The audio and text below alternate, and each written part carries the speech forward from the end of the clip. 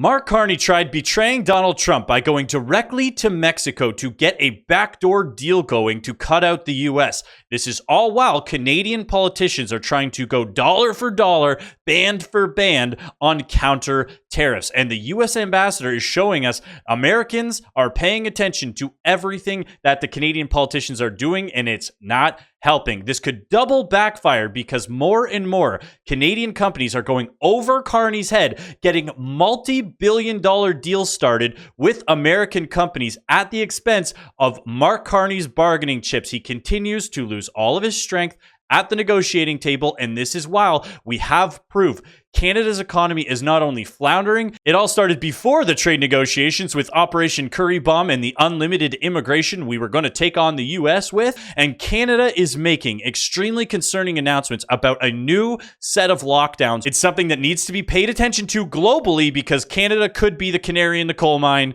Let's get into it. I'm Marcia McMillan. Thanks for joining us this morning on CTV News Channel. Canada is looking to boost trade with its other North American trading partner, Mexico, as both countries try to work out a trade agreement with the volatile United States under President Trump. The meeting, which will involve Finance Minister François-Philippe Champagne and Foreign Affairs Minister Anita Anand, is taking Once again, Canada sending down its best and brightest. Taking place in Mexico City today and Wednesday. The talks are expected to cover not just trade, but the larger relationship between the two countries. In terms of the throwing Mexico under the bus, back in November, the premiers of Ontario and the premier of Alberta were throwing Mexico under the bus in hopes of avoiding tariffs with the U.S. The Trudeau administration stood by while that happened. So this threw Mexico under the bus. Great trading partners, Canada. This is certainly yet another reminder for Canadians of the importance of the third party in the NAFTA relationship. All right, let's turn now to CTV's Colton Prale. He's standing by at our Ottawa bureau with more. So, Colton, good morning to you. Two Canadian ministers in Mexico talking trade. What are they hoping to achieve with this trip? Yeah, really a lot of this is about the relationship. It's about building and strengthening that trade relationship. Mexico is our third largest trading partner, but they accounted for 1% of exports last year. Oh, 1% of exports last year. This is how I assume the meeting went. Hey, Mexico. Yeah, it's me, Canada, eh? Just wondering, did you guys want to buy some more of our stuff? Oh, sorry, Canada. We're kind of like an export economy, so we don't have anywhere near the demand that those gringos in the U.S. do. And shit, sorry. Lo siento, Canada. Okay, well, fair enough then, eh, bud? No problem. Yeah, I guess we'll talk to you later, eh? Okay. Yeah, no problem, Mexico. Oh, okay, bud. Yeah. Oh, cervezas next time. Yeah, okay, talk to you later. Okay, bye. And nothing happened because you can't have two export economies without that much domestic demand. Try and replace the U.S. But here's another expert talking about how we're going to take on America with our dollar-for-dollar tariffs. With us now is David McLaughlin, former Chief of Staff to Brian Mulroney. David, thank you very much for joining us. My pleasure. Your thoughts on Ford saying stick with the dollar-for-dollar tariffs? Is that the right approach? Well, it shows the challenge facing the Prime Minister and facing the Canadian government right now. I mean, that was the position that everybody took in the early days, elbows up, all that kind of stuff. Ugh. And so Canadians were very much in that kind of retaliatory tit-for-tat sort of dynamic. Canadian politicians, including the Conservatives, all wanted to do retaliatory tariffs. And liberal boomers. Everybody else was like, how do we get a deal done? But as this has dragged on with no obvious resolution in sight, some of that determination is flagging a bit. And we saw in the early days, not every premier was there. Premier Smith of Alberta, Premier Moe of Saskatchewan, where, they kind of a bit ambivalent rather on whether or not we should do dollar for dollar. Danielle Smith was not ambiguous. She was flying down to the U.S. to try and meet with Donald Trump directly to get deals going and try and avoid this from getting worse. And the liberal media decided to say she was wasting money by trying to meet and get a deal done with the U.S. Now look at where we are. Doug Ford has been quite consistent throughout, but we'll see whether or not that is actually, in fact, the position of the Canadian government. That's Doug, the liberal slug who stinks like a pug. How do you think the U.S. will react to A, Ford's comments, and B, if we do back off on tariffs or step back a little bit? Will they perceive that as weak, or will they perceive that as us looking for a deal? Well, I mean, who knows what goes on in Donald Trump's mind? I mean, that's really the challenge here. Once again, they all blame Donald Trump for why this deal's not getting done. And look, Trump is certainly playing hardball with Canada. That's clear. But when we have the U.S. ambassador saying, look, you guys sent a message, we picked up what you were putting down. You know, you said you wanted to be elbows up. You said you wanted to take on the U.S. We're just dealing with you. They're an irritant right now. You know, I've talked to someone, it's kind of like, yeah, we see what Canada's doing.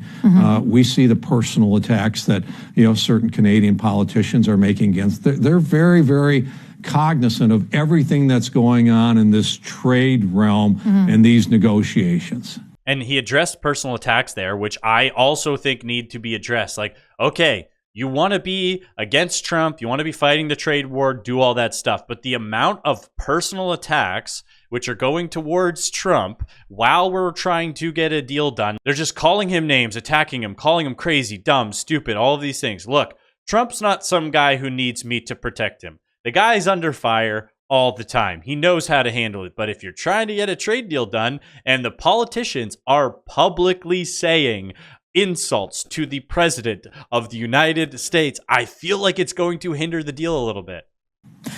That said, can you understand why in this moment there is the political space, there seems to be public support for Canada to have those elbows up? Can you see why Canadians are angry? Actually, we've engaged in a strategy, a global strategy, to change how America does trade. All right? Most of these countries have found a way to work with us, to be constructive, and to reach an agreement with us. Canada at this point, they're in some cases they're angry. It is, the government's been very effective at selling the strategy of elbows up. Okay, but America needed to get its house in order, our financial house in order. The president wants prosperity, security, and stability for the American people. Trade was one of the elements that he indicated that he wanted to get under control to deliver a total solution. He's passed the big, beautiful tax bill that we think will bring manufacturing, provides incentives to create jobs in the United States of America. We've secured. And the funny thing is, if Canada wanted to actually work with the U.S., if they didn't want to be just a thorn in the side and be contentious with the U.S., we could have got one of the sweetheart deals that the other countries keep getting. Oh, you're going to get charged a 15% tariff and you have to invest $500 billion into our country. No problem. The Canadian pension plan was already planning on investing billions into the U.S. And you'll see that there was other companies already planning on investing billions into the U.S. We could have just said, sure, we'll eat the 15%. We'll invest an extra $500 billion, which is happening anyways, could have easily been covered by some creative accounting, and just moved on. Instead, we have 35%, and we're probably going to get stuck with that. And as I get into stuff later, you'll see companies are not willing to deal with that anymore, and we are at the edge of losing even more companies down to the U.S. because a lot of companies would find a way around 15%. They wouldn't, however, find a way around 35%. And you'll see Mark Carney keeps making the wrong choices based on the wrong information. Here he is in this clip saying 85% of the trade is tariff-free. Meanwhile, in the clip after this, we have an expert who says it's not 85%. We've already talked about it on the channel. It's not even close to 85% because you have to do extra work and pay extra money to be CUSMA compliant. First thing to recognize is, and I said this in my remarks, but I'm going to repeat for emphasis, Thanks. Which is that 85% of the trade between Canada and the United States is tariff-free. That's our exports to the United States, that's U.S. exports to Canada. Thanks for repeating the lie and doubling down, making it clear. And we recognize that. We recognize very much the United States reaffirmation of this core element of CUSMA, or what they would call USMCA. So it's important to preserve that. It's important to reinforce that. And part of our discussions is about that. We are also very cognizant that in about 9 months from now, the first review of USMCA, CUSMA as we call it, will begin between the three parties. So there's a bigger picture there. Exactly. And that's what I was saying on the channel. There's 9 months until CUSMA is basically expired. All things being equal, Trump's going to be president in 9 months, and he's going to want to renegotiate CUSMA or USMCA, and that's not going to go well for Canadian businesses. And this has been the get out of jail free card for all of the liberal politicians. Here we have somebody from the Canadian Federation of Independent Business. This is somebody who's on the ground with businesses. Have you liked the video yet? We're trying to get these videos out in front of more people. We are trying to grow the channel. If you like what we talk about here, please subscribe. Love to have you on board. Let's get back to it. Look, it's good news, of course, for all of us that the CUSMA exemption looks like it's intact. That's the most critical piece of this trade negotiation, is trying to create to keep that zero tariff advantage on a huge swath of Canadian goods. The technical advantage, which he's going to clarify. But I got to tell you that there's a heck of a lot of commerce that is non-CUSMA compliant. I know some of the numbers that have been suggested suggest it's 90-95%. I think that's the potential for goods to be CUSMA compliant, but that's not the case this moment for businesses, particularly my members, small business owners. Only about half of small business exports. Exactly. That's not the case for small businesses because they have to do so many extra steps to make sure that they are CUSMA compliant or USMCA compliant to get the benefit of having zero trade. So does the agreement exist? And is it a good thing that that agreement exists? Yes. Technically, for large corporations who have the pockets to stay compliant, for businesses like this who can't make sure that they're compliant and pay all the extra money and do all these things, it's a different type of tariff and destructive to those businesses. It's such a risk for them to go through all of that work to become CUSMA compliant, because within 9 months, if that USMCA CUSMA agreement could be gone, the Canadian economy is going to get hit even harder. And we have articles now telling us we're getting hit as it stands because Operation Curry Bomb didn't help us. It actually hurt us. Let's check that out. We have this article from Better Dwelling. Canada's GDP lags OECD as immigration-led growth strategy backfires, aka Operation Curry Bomb. Canada's big bet on lofty immigration targets was meant to boost GDP, but it flopped. OECD data shows Canada's growth lagged the 38-country average. The strategy didn't just fail to deliver, it left Canada trailing its advanced economy peers. Canada made a big bet on immigration post-pandemic, arguing it would boost its economy in 2022. It scaled up immigration to hit the highest growth rate since the 1950s. At the time, economists agreed that immigration was important to fill the skills gap. Oh, okay, that's important, but what else? Oh, though the pace would lead to stress. Okay, so you can't let the profits go down. You can't let the shareholders be ticked. We need another shawarma restaurant to show the GDP was growing, and we need to make sure we filled the skills gap with a ton of unskilled labor immigrating into Canada in the millions. At a high level, it was a straightforward plan. More people means more demand, and more demand means greater economic growth. Every liberal economist at that time said the immigration levels actually weren't increasing demand, and it wasn't increasing prices, and it wasn't keeping Canada's economy afloat, because no, certainly millions of people coming in is not going to affect prices at all. A year later, the OECD declared Canada had the fastest growing population of the group, gross, but noted the lack of GDP growth was problematic. Oh, surprise, surprise. As Canadian GDP growth falls behind OECD as immigration-driven growth, I'm going to say that again. Canada used immigration for all of its economic growth. We were not producing anything. This was way bigger than Donald Trump trying to come and crack down on Canada with the trade war. We weren't producing. We were just using immigration to pad the stats. Like, I need to just open up some skulls and start hammering that into some brains and be like, do you understand?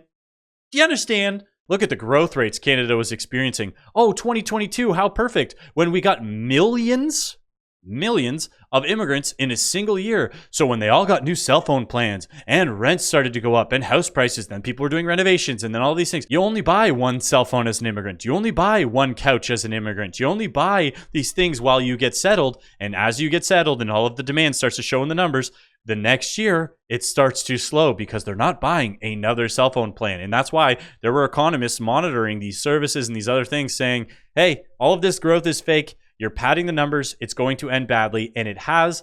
Canada logged another year of lackluster growth with its immigration as stimulus plans, aka Operation Curry Bomb. The real GDP showed annual growth of 1.5% in 2024, below the OECD's total growth of 1.7%. This marked a second consecutive year of underperforming the advanced economies average, despite leading the group's population growth in 2023. And again, Canadians, Americans, anybody who hears this, yes, the politicians are trying to blame it all on Donald Trump. He was not president in 2023. Canada self-inflicted all of these economic wounds. Canada no longer leads, it's falling behind. By accelerating growth so quickly, demand for necessities outpaced aggregate demand. Prices in those areas surged without adding productive output, eating into disposable income, and keeping interest rates high. And if people's interest rates keep going up, that's bad, and it was being held up through population growth. Population grew faster than the economy added jobs, leading to higher unemployment, more unemployed people, and higher cost of living, a deadly combination underscored by falling GDP per capita. Canada is reaping what it sowed. This is why we have charts like this now, because we were already teetering on the edge. It wasn't hard for Trump to come in and just add in some of these tariffs, and now our production is falling in a lot of these areas. This was on passenger vehicles, and this was a tweet from Kirk Lubimov. Canada's exports of passenger cars, light trucks, and steel and aluminum collapses. This isn't only Donald Trump's tariffs, but those are also a fact that Canada imports so much machinery instead of making it at home, while manufacturing keeps contracting. Yes, we weren't producing, we weren't creating, we weren't doing anything. We were just trying to export and use immigration. And look at that plummeting, because now America is buying from itself, or other countries they're getting deals with, and passenger vehicles, there's steel and aluminum up there. But for some reason, Canadian politicians keep doubling down on sectors like lumber. Oh, we're going to support the lumber sector, which, look, I have no problem supporting the lumber sector, but when we have the proof in the pudding, oh, we have forestry and paper down here, and we have energy and products up here. Oh, this is the industry the politicians keep attacking. This is the industry that the politicians want to take down. And we have footage of the politicians celebrating that they're going to be getting their new deals done that don't include any of that. Canada, an 8th contraction in 9 quarters.